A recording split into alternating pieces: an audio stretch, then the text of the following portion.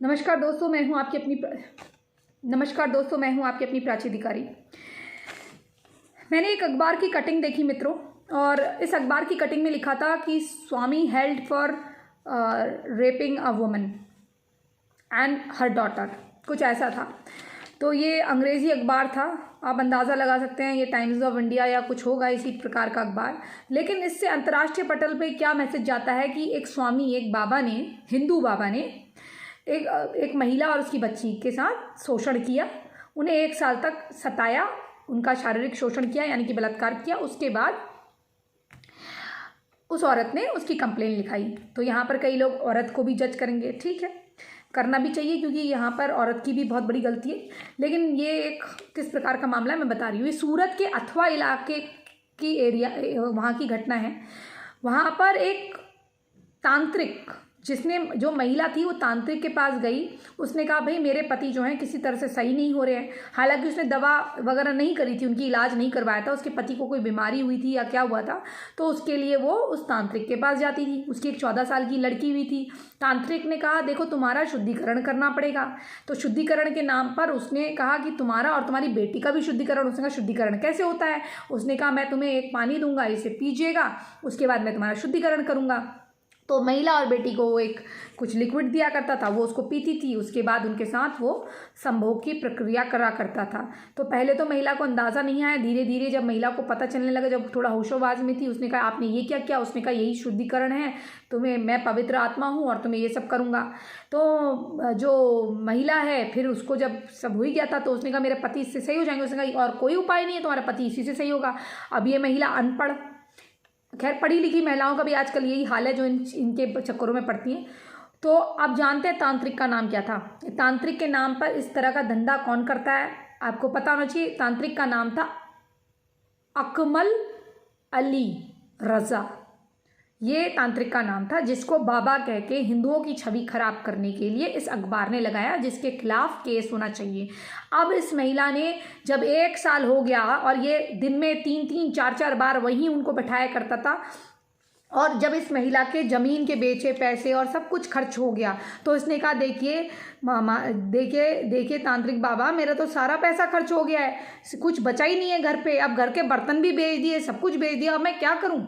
तो तांत्रिक कहता है देखो हो जाएगा, 1 साल और होना पड़ेगा, अब तुम अपनी बेटी को यहीं छोड़ा करो। तो महिला बोली आधे से ज़्यादा दिन तो मेरा यहीं बीत जाता है, और जो भी लाती हूँ वो सारा बेच बूझ के आपको दे देती हूँ, अब तो मेरा सब हो गया। जब उसको लगा कि ये तांत्रिक, उसको थोड़ा एहसास हो गया कि ये तांत्रिक जो है मेरी बेटी पे ज़्यादा इंटरेस्ट ले रहा है, उसको ज़्यादा शोषण कर रहा है, तब इस महिला को अंदाज़ आया। जो ये बेवकूफ़ और अव्वल दर्जे की जाहिलाना हरकत इस महिला ने करी, गधी, बिल्कुल मैं तो उसे मूर्ख चंद कहूँगी, इतनी मूर्ख औरत।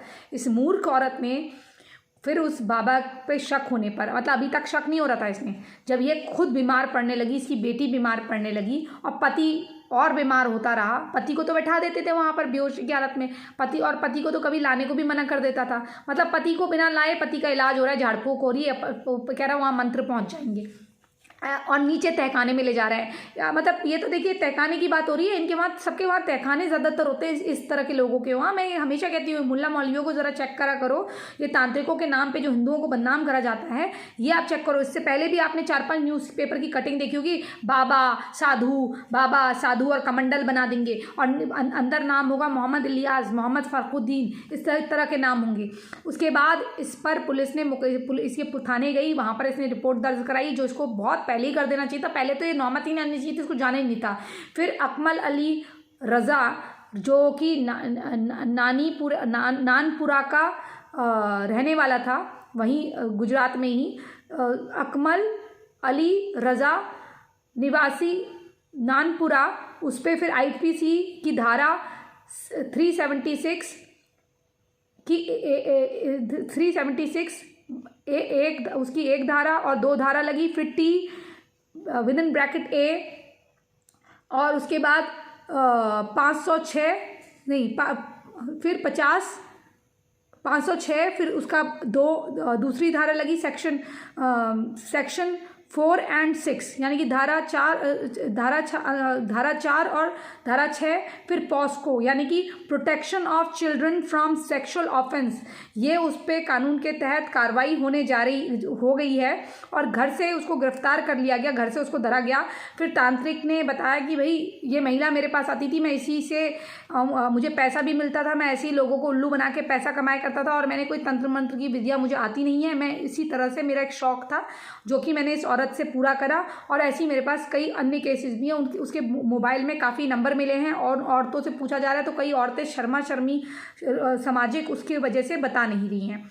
तो ये घटना है और उसका पति जो है अभी तक बिल्कुल सही नहीं हुआ है। तो ये अखबार के खिलाफ सबसे पहले कानूनी कार्रवाई होनी चाहिए, क्योंकि ऐसे अखबार जो हैं ये स्वामी बताए जाते हैं कि स्वामी ने ऐसा करा। अब बताइए, स्वामी यानी कि स्वामी का मतलब होता है स्वामी तत्व को प्राप्त व्यक्ति, जिसने साधना करी हो। अब ये क्या स्वामी, ये जो इस्लाम को मानने वाला है, जो अपना धर्म तो इसने बदला, इसने अपना मजहब तो चेंज करा नहीं है, धर्म तो आया नहीं है ना, धर्म के बारे में इसको कोई पता है, उसके विषय में कोई जानकारी से है नहीं, और अंत शंत्र मंत्र पढ़ रहा है। एक बार अपने मोबाइल में गूगल करके उन मंत्रों को सोच तो लेते। और सबसे बड़ी बात है, जैसा कि बाबा रामदेव कहते हैं, पहले आप अपना आयुर्वेदिक इलाज कराइए, लेकिन अगर आयुर्वेदिक इलाज आपको नहीं सूट हो रहा है और आप जल्दबाजी में हैं तो आप ना एलोपैथिक इलाज कराइए, डॉक्टरों के पास जाइए।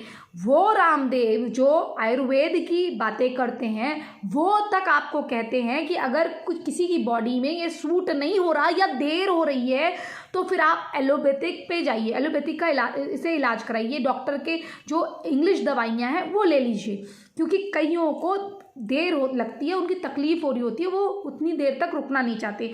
जब बाबा रामदेव तक ये कह सकते हैं कि योग करते रहिए, आधे इलाज तो आपके योग के माध्यम से सही हो जाते हैं, जैसे वो होता है कपालभाति वगैरह होता है, अलोम विलोम होता है, काफ़ी चीज़ें होती है, इस तरह की चीज़ें होती हैं कि नाक से सांस लीजिए, मुंह से छोड़िए, मतलब अच्छी ऑक्सीजन नाक से लीजिए, बुरा कार्बन डाइऑक्साइड मुंह से छोड़िए, अपने जो शारीरिक अंग हैं उनको अच्छा रखिए, बॉडी को डिटॉक्सिन करिए, ऐसे तुलसी का पानी, नीम का पानी, इस तरह की चीज़ें पीजिए। आपके घरों में अजवाइन और सौंफ, मेथी और ज़ीरा होता है, इसको रात भर भिगा दीजिए, एक चुटकी, आधा चम्मच 1 लीटर पानी में, फिर सुबह को उसको गर्म करके पीजिए। आदि बीमारियां आपकी हल्दी से भी दूर हो जाती हैं। तो काफ़ी चीज़ें हमारे घरों में होती है, इंटरनेट है, आप क्यों जाते हैं ऐसे अनपढ़ गंवारों के पास? ये इलाज करेंगे अपना। इसी की वजह से आधे लोगों को नए नए तरीके की बीमारियां हो रही है। उस आदमी ने शारीरिक संबंध बनाए, क्या पता एड्स दे देता आपको, क्या पता दूसरी बीमारियां, अन्य सेक्सुअल डिजीजेज आपको आ जाएं। क्यों करते हो? कोई क्या डॉक्टर के पास जाते हो तो वो डॉक्टर ये बोलता है कि तुम मेरे साथ पहले संबंध बनाओ फिर मैं तुम्हारा इलाज करूंगा, और अपना तो मरी तुम तुम्हारी बेटी के साथ कर दिया। कितनी मूर्ख औरतें हैं भाई, इसीलिए तुम्हारे साथ ये लोग ऐसा कर रहे हैं। तो अभी भी समझ जाओ और इन औरतों से लोग जो हैं थोड़ा सबक लें कि अपनी ज़िंदगी को इतना ख़राब मत करो कि दोबारा लौटने का मौका ना मिले। चलिए दोस्तों, ये थी एक जाहिल औरत की, बेवकूफ़ हिंदू औरत की कहानी जो मैंने आपको बता दी। इस तरह की घटनाएं इन्होंने करी है, इसमें उस आदमी से ज़्यादा ये महिला की गलती है, क्योंकि कोई आपका शोषण कर रहा है, वो तो बैठा ही है, वो तो आदमी की गिद्ध की तरह बैठा हुआ, ऊपर से मुसलमान आपका शोषण करने के लिए बैठा है उसको। और सबसे ज़्यादा इसमें और गलती है समाज को गलत मैसेज दे के हमारे भारत की और हिंदुओं की खासकर छवि खराब करने की। और ये जो हिंदुओं के खिलाफ हिंदू बैठे, इनके सामने जो सेकुलर हिंदू बैठे, हाँ ऐसा तो नहीं होना चाहिए था, इस तरह के कहने वाले, हाँ गलत तो गलत है, ऐसा कहने वाले, बिना जाँच करे हेडलाइंस पढ़ के सारी मतलब हिंदुओं के ऊपर गुनाह डालने वाले, बड़े न्याय की मूर्ति बनने वाले, ये नहीं देखते कि न्याय की मूर्ति तो वैसे ही काला कपड़ा पहन के बैठी है, उसको तो कुछ नहीं दिखाई देता, वो तो अंधी है। मतलब वैसे तो कहा जाता है अंधी इसलिए है कि उसके लिए कौन अमीर कौन गरीब ये मायने नहीं रखता, लेकिन असलियत में क्या है ये आप भी जानते हैं। तो आपको ये ऐसे अखबार को सबसे पहले इसके जिसने एडिटोरियल पेज या जो भी ये लिखा है आर्टिकल, जिसने पब्लिश करा है, जिसके अखबार से जिसने लिखा है, वो गिरफ्तार होना चाहिए। और वो भी देखना वही निकलेगा, मुल्ला ही निकलेगा, मैं बता रही हूँ, वो भी वही धर्मांध निकलेगा। उसके बाद जिसके वहाँ से अखबार हुआ है, इस तरह की न्यूज़ छापी है मिसलीडिंग, इस पर होना चाहिए 10 करोड़ का जुर्माना। चलिए दोस्तों, इसी संदेश के साथ मैं आपसे सिर्फ इतना कह के जाऊँगी, कोई भी आप खबर पढ़ते हैं पहले पूरी तह तक जाइए और उसको किस तरह से मैनिपुलेट करके लिखा हुआ है ये भी आप पढ़िए।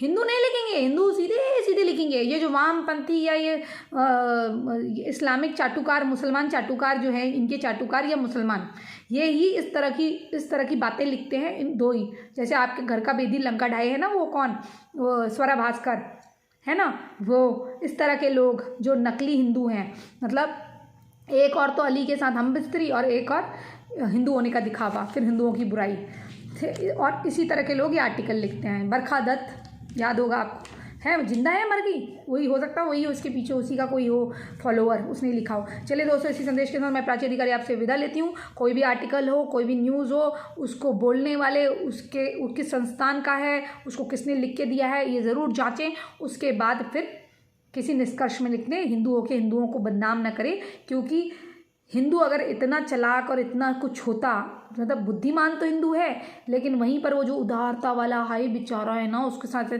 ये वाला जो उसका दिल है ना, इस वजह से ही हिंदू मर रहा है और घट रहा है।